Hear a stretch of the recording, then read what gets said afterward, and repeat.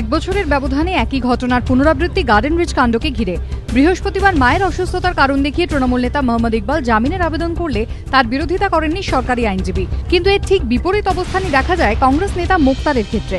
শুক্রবার আদালতে মুক্তারের আইনজীবীরা তাঁর জামিনের আবেদন করলেও জোরালো বিরোধিতা করেন সরকারি আইনজীবী। এরপরই মুক্তারের জামিনের আবেদন খারিজ করে দেয় আদালত। মুন্না ও মুক্তারের ক্ষেত্রে সরকারি আইনজীবীর এই দুরকমের আচরণ নিয়েই বিভিন্ন মহলে প্রশ্ন উঠতে শুরু করেছে। রাজ্য সরকারের বিরুদ্ধে দ্বিচারিতার অভিযোগে সরব কংগ্রেস সিপিএম দুদলই।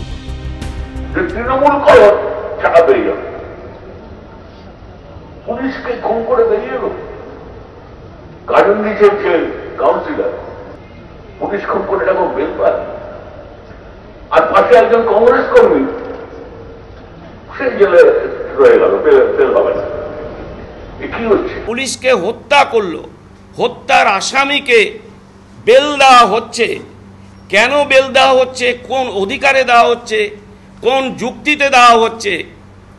আর আরেকজন অভিযুক্ত মুক্তার, তাকে একই কেসে তাকে গ্রেপ্তার করা হয়েছে, তার সত্ত্বেও তাকে বেল দেওয়া হচ্ছে না এবং সেখানে সরকারি উকিলরা আপত্তি করছে। কেন?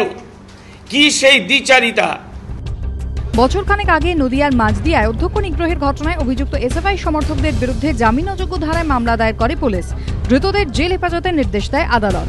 অন্যদিকে রায়গঞ্জে একই অভিযোগে অভিযুক্ত তৃণমূল ছাত্র পরিষদ নেতা কর্মীদের বিরুদ্ধে জামিনযোগ্য ধারায় মামলা রুজু করে পুলিশ, যার ফলে জামিনে ছাড়া পেয়ে যান অভিযুক্তরা। গার্ডেন রিচ কাণ্ডেও দুই অভিযুক্তের ক্ষেত্রে রাজ্য সরকারের দুই ভিন্ন অবস্থান ঘিরে প্রশ্ন উঠছে বিভিন্ন মহলে।